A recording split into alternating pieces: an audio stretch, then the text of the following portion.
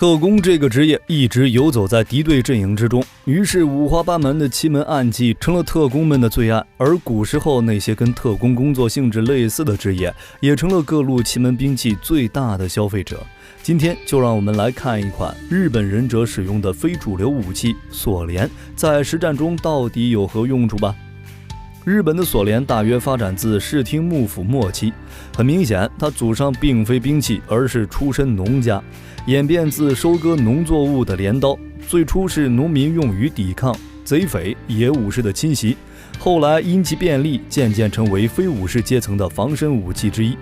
在战场上，那些族轻或者经济状况比较差的下级武士也会选择佩戴一把手镰，用于清理野营现场或公务之用。这种如此接地气的武器被常年在市井摸爬滚打的忍者发现，于是便在改良后被一些忍者们当作辅助兵器之用，现在更成为忍者的象征兵器之一。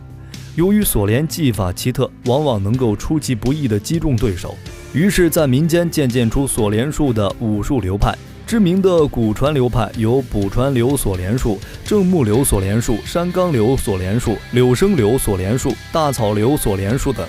时至今日，锁镰已经被列为日本18般武艺之一。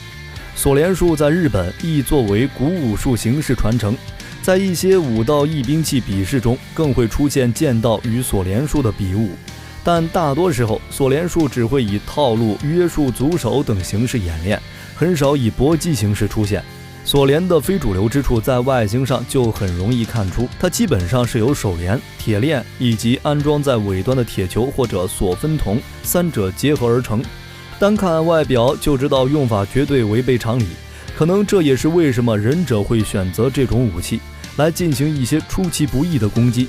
因为是非主流武器，锁镰自然也没什么固定的大小形制界定，最普遍的是正常镰刀的大小，而手柄长达4尺约120厘米的则是为大锁镰或替镰。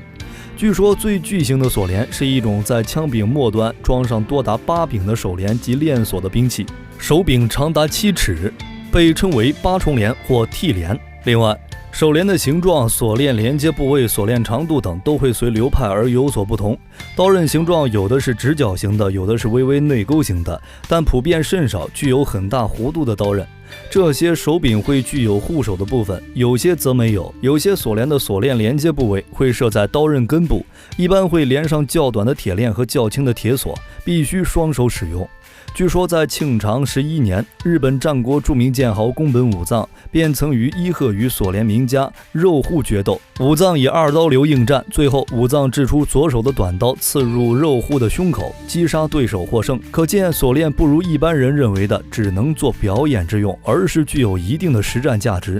漫画家井上雄彦就在漫画《浪客行》里重现了这场武藏与锁镰对决的场景。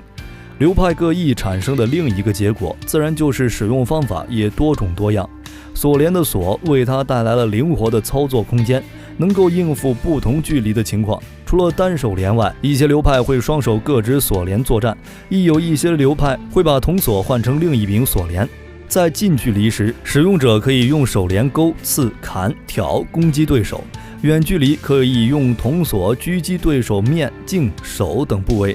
打击对手或者打落对方兵器。大家千万不要小看铜锁甩出所造成的打击力，有外国习者便曾在网上影片中示范由静止状态下甩出铜锁，把混凝土砖击成2截。此外，亦可以铜锁掷向对手的兵器、手、腿上，以铁链缠绕对方，限制对手的活动能力，然后趋近以手镰给予致命一击。此外，铁链部分可以用于格挡对方打击，更可配合手镰擒拿、绞摔对手。在不同流派中会有不同的转链手法，一些会以拇指和食指夹住铁链，一些会以尾指包住铁链，一些会以其他手指夹住铁链。但无论如何，由于铜锁抛出后需要用一定时间才可以收回铁链，所以一般都不会轻易直线抛向对手，而是以旋转方式打击对手，以让铜锁保持流动。花开2朵，各表一枝。在西方的古代历史中，欧洲亦有以单手割草用的农具镰刀作为兵器的记载，在16世纪的武术指南书便包含的有镰刀的技术，甚至欧洲也诞生过类似锁镰的武器，只不过这种武器的铁链是装在镰刀刀刃尾端的。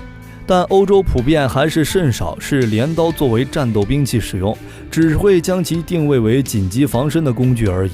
在外形方面，欧洲的镰刀的刀刃弧度比日本镰刀大，具有如新月般的刀刃，有些甚至会把刀刃断成锯齿状，以便收割颈部较硬的农作物。不过可能是因为镰刀的造型实在是嚣张霸气，导致如今在人们眼中，一个扛着大镰刀的人反而是不好惹的狠人。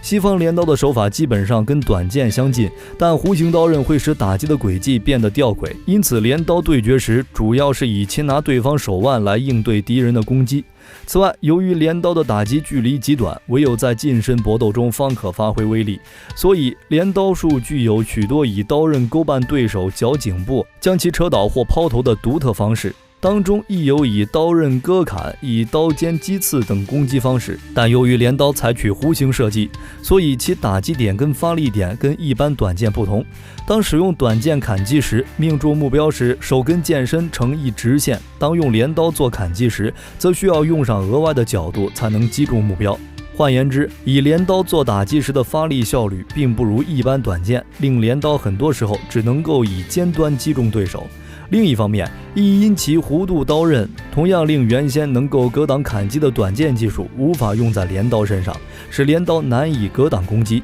你第一次了解到锁镰这种武器是在哪里？你觉得它好用吗？揭开历史面纱，探寻神秘冷兵器。本期的分享到这里就结束了。喜欢冷兵器的朋友可以点个关注，下期和您分享更精彩的内容。我们下期内容再见。